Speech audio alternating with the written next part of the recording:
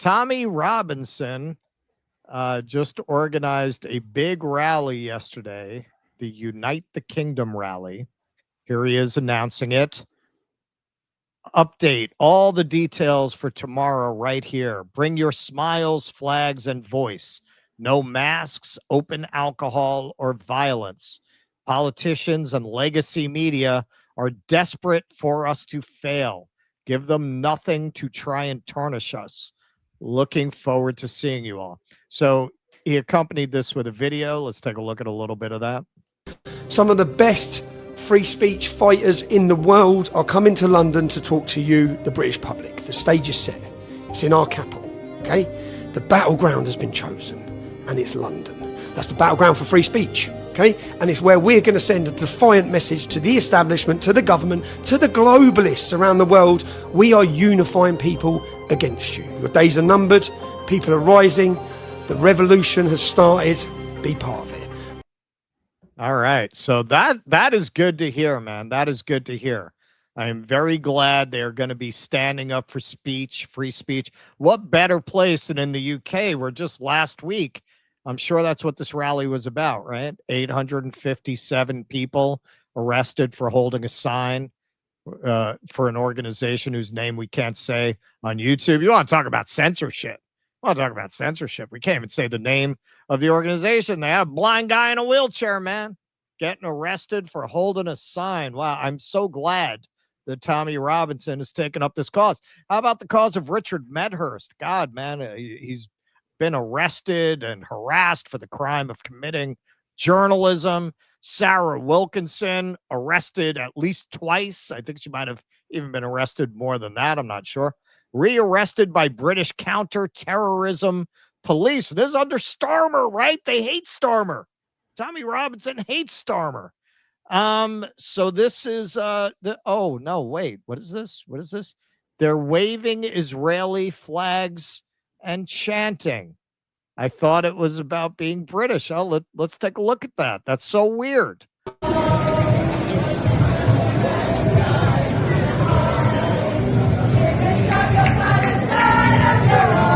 Oh, shove Palestine up your ass.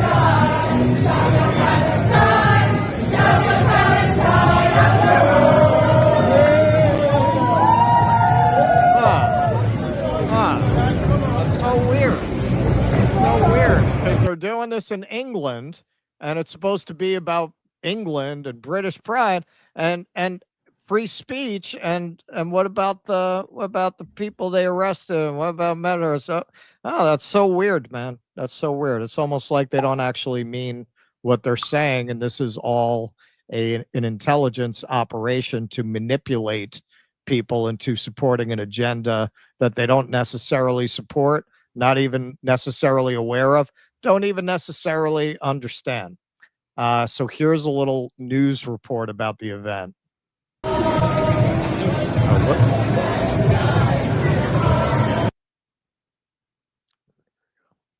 Tonight, more than 100,000 people joining a far-right protest in the heart of London.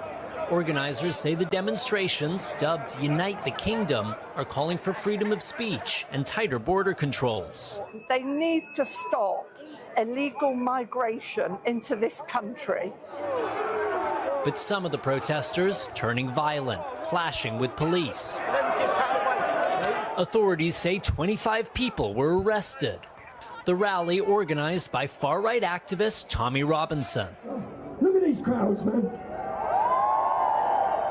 He's been jailed several times, but has powerful backers, including Elon Musk. What I see happening is a destruction of Britain. Initially a slow erosion, but a rapidly increasing erosion of Britain, with massive uncontrolled migration. Several thousand counter-protesters also turned out. But their numbers just a fraction of the nationalist rally. A reminder of the far right's growing appeal across Europe. And this. Okay, well, you know what? These guys really need to stay on message, because anyone who knows, anyone who's been to England knows, these guys really don't eat their own food. and it's probably not the best look at a British nationalist rally, to be eating from the Afghani food cart.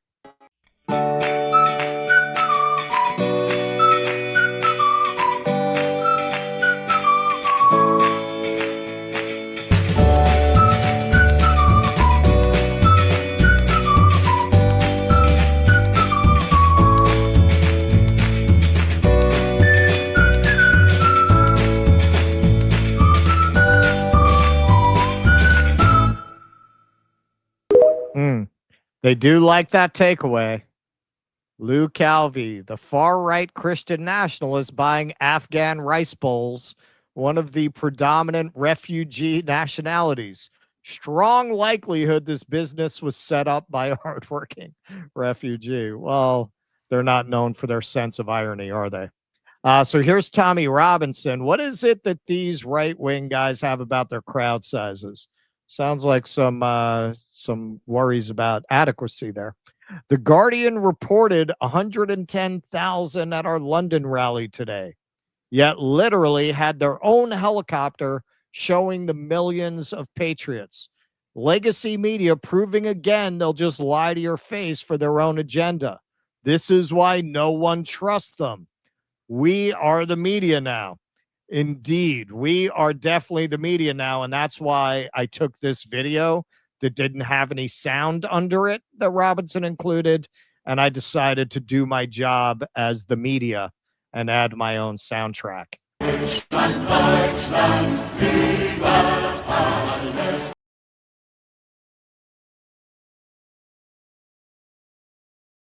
Now, I cannot believe in that crowd they couldn't get some Wiener Schnitzel, couldn't get any bratwurst.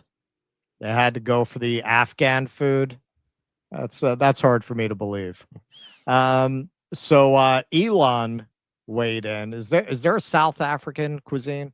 Is there an Afrikaner cuisine that could have served there that Elon could have donated? Just potatoes, maybe. So here's Elon pouring gasoline on an open flame. It's so weird. I can't imagine why a white South African guy would want to inflame a crowd of white nationalists. That's so weird. So weird. It's so against type. Primarily British heritage, British ancestry. I want Britain to be greater than it ever has been. I want Britain to remain Britain. I think there's something beautiful about being British. And what I see happening is a destruction of Britain. Initially a slow erosion, but a rapidly increasing erosion of Britain with massive uncontrolled migration, a failure by the government to protect innocent people, including children who are getting gang raped. It's unreal. The government has failed in its duty to protect its citizens, which is a fundamental duty of government. This has got to stop. There needs to be massive government reform in Britain. And the people need to be in charge, not some bureaucracy that doesn't care. Well, didn't we just get a taste of Elon's idea of government reform? I don't think anybody was very happy about that, right? We were supposed to get billions and billions of dollars in savings, wound up constantly having to lie on his report, which was going to be very transparent, and then increasingly they started hiding the numbers, started hiding the order codes. It takes a lot of balls just a few months after you spectacularly crashed and burned in your supposed government reform effort to go to another country and start telling them how they need to run their government. But he wasn't done. This was really the main point, I think, of his appearance, and we'll talk a little bit about his intention here. If this is not incitement to violence, I don't know what is. Going to come to you. You will have violence is going to come to you. You will have no choice. You're in a fundamental situation here where whether you choose violence or not, violence is coming to you. You either fight back or you die. You either fight back or you die. And that's the truth. Today, Elon, I think the British public are telling the world that they're ready to fight back. Good. Yes. Come on, Great Britain. Chainsaw! Okay, so I want to put this in a context here. All right. Elon almost certainly does not believe that they're going to come and they're going to murder you and you're under violent threat. And he almost certainly knows how inflammatory and potentially dangerous that is, because 99% of people aren't going to commit an act of violence as a result of hearing what this douchebag has to say, but some will, right? What are you telling people? That's as close as you could come to telling people to commit an act of violence as you could get without using those words. You're not going to have a choice. It's going to come for you, right? Creating this existential fear in this large crowd of people. Does he care?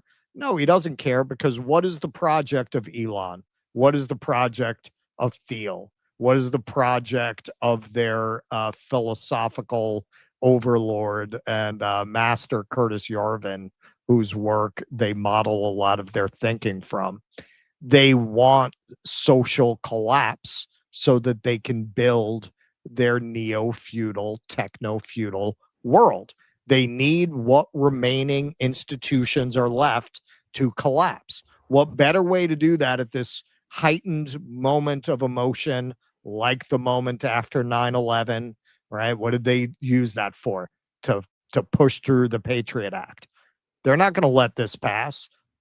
You got a bunch of angry people who don't understand why they can't afford the lives their parents had and why the lives of their children are not going to be better than their lives, as had been the case for several generations after World War II.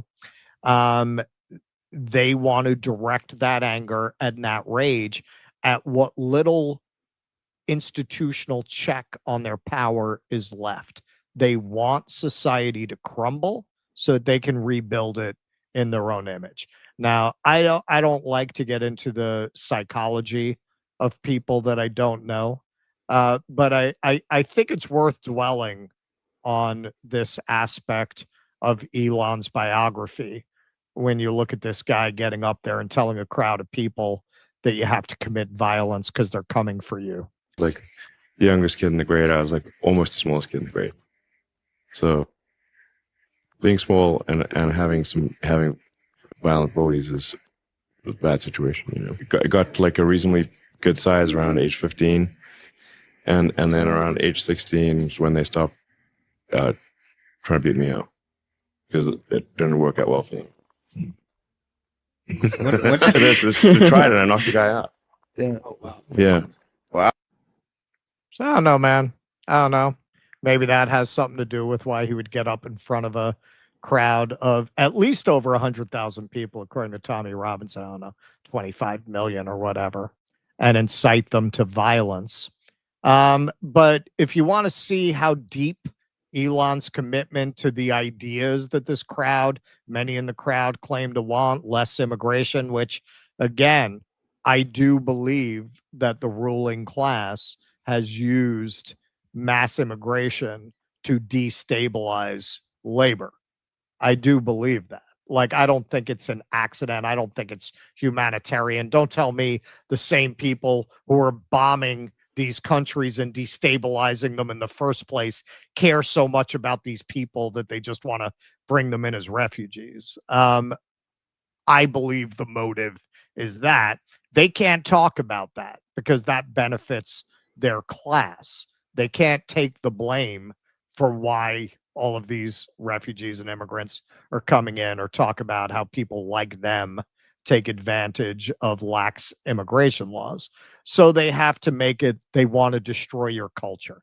Yeah, that's what it is. They're sitting around worried because you guys eat minced meat pies. Too many minced meat pies. We need to bring in more immigrants.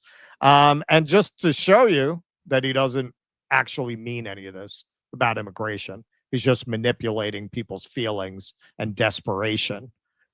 The reason I'm in America, along with so many critical people who built SpaceX, Tesla, and hundreds of other companies that made America strong, is because of H1B. Take a big step back and fuck yourself in the face. I will go to war on this issue, the likes of which you cannot possibly comprehend. That's how much Elon gives a shit about immigration and what it's doing to wages or workers. Yeah, Elon loves workers, man. He loves workers. Tesla workers make 30% less than union workers, than UAW workers, but he's famously anti-union. He says unions create lords and peasants. Whatever the fuck that means. Yeah. It's the unions that create lords and peasants. So when a guy like Elon Musk gets up in front of an angry crowd that doesn't understand why their lives are deteriorating and why the places where they live are getting increasingly shitty and why they have less and less services that were once pretty functional, do you think he is getting up there and inflaming that because he wants you to have a better life? Look at the pattern. Look at the pattern. Look at this guy. He's so arrogant that he said the soft part out loud. No, I want immigration that benefits me. For a guy like him, he doesn't really need agricultural workers. He needs H-1B visa holders, right? He needs the more skilled people that there's been a lot of reporting on this. Silicon Valley exploits these people. They pay them less, and they know they're going to live in fear of losing their H-1B visa, so you can abuse them in a way that you would have a hard time abusing an American worker. The fact that he pays the people in his factory much less than union workers get paid. So what do you think his vision of the ideal society would look like? You crumble these institutions and people like Elon build the new world. What do you think that looks like? That looks like a robot with a whip making you pull Elon around in a litter. Yeah, these people. Sorry, go ahead. Yeah, let me just finish up. Okay, so to get into a little bit of the weeds of British politics, I just want to cover this angle on it a little bit. There's Adam Schwartz. Deeply disturbed to see today's Unite the Right march in London with 100,000 plus attendees. This was likely the largest far-right protest in British history and was led by Tommy Robinson. The far right are emboldened, but here's the good news. According to him, this was basically a flex. I think he's being a little too optimistic, but I will admit I'm not an expert in the subtleties of British politics. Today's show of force for Tommy Robinson, a longtime street thug, will exacerbate far-right divisions. Robinson is a rival of Farage, who's disavowed him and refuses to campaign for him or allow him into Reform UK. There are many people in Reform who'd like to embrace Robinson. Reform UK's greatest challenge is not Labour Tories, but to avoid implosion before the next election. Like every far-right party, Reform is ideologically split. Pragmatists who want to appear moderate for electoral reasons versus Puritans who want to be explicitly far-right. Farage and Reform UK's leadership represent the pragmatists, but the membership and junior figures are more Puritan and want to embrace Robinson. Farage is polling well, but has never pulled anything near 100,000 to a rally. Today's march will empower the Puritans versus Farage. Farage's next problem: Musk escalated support for Robinson today by addressing the rally. Musk backed Farage and was going to bankroll reform until they split over Robinson. Musk continuing support for Robinson, maybe financially, could further empower reform Puritans versus Farage. Robinson claimed today's objective was to unite the kingdom. That was never the real purpose. This was a show of strength in a far right turf war. The UK public are rapidly being radicalized, and every far right figure is fighting to become the leader of the desired revolution. Okay, so obviously he's bringing some bias into it, but that sounds like a reasonable assessment of what that was about, that this was a flex. I think, and again, I'm not an expert in British politics, but yeah, man, I've never seen a right-wing politician in England who was able to muster a crowd like that. And as much as I had fun with that video, yeah, I mean, that looks like over 100,000 people to me, like well over to my eye. So it may have been more people than they were reporting. This guy's optimism that they're gonna collapse under the weight of their own intra-party fighting. I think that's overly optimistic, man. If you can put that many people on the street, you can take over the party and win an election, or you could start your own and win an election. Yeah, obviously they are a formidable force. Well, because look, I mean, no government anywhere has the answer to anything that is ailing these societies, and that's Right. what creates oxygen for this in the first place. You know, it takes a collapse of liberalism to open the door to Right. things like this in the first place, to the point where, yeah, I mean, people are just, I think, in a blind rage. I mean, to your point earlier, yeah, you don't see how this leads to the ushering in of just a tech dystopia. You know, you don't Right. see that, where you think Right. these people are gonna, at the end of the day, make your lives better. I mean, it's absurd.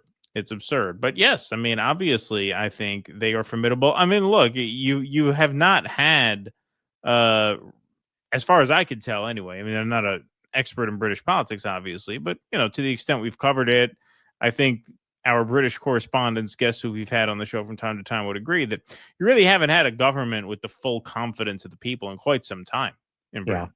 I mean, you had Yeah. Liz Truss, who was in office for what, a few hours, and then she resigned, right? And then you got Sunak, who no one really liked, and now Starmer, who no one really likes. I mean, it's, you know, it's not a stable situation, so anything can happen. But yeah, I Right. mean, when you look at Elon just take advantage of that moment Yep. in a way, to, like we said, I mean, it's the theme of the show. You know, people, you know, in power, whether they have political power, or they have the money to influence power, or even the megaphone to influence power, they clearly want this instability to get worse. They clearly want Yes. these societies Yes. to become Yes. more dangerous, and that is why I have been on the beat of saying, you know, don't encourage them. Don't give them what they want. Don't make their job of collapsing the society into civil war easier. You know, that's what I would caution people against. Please clap.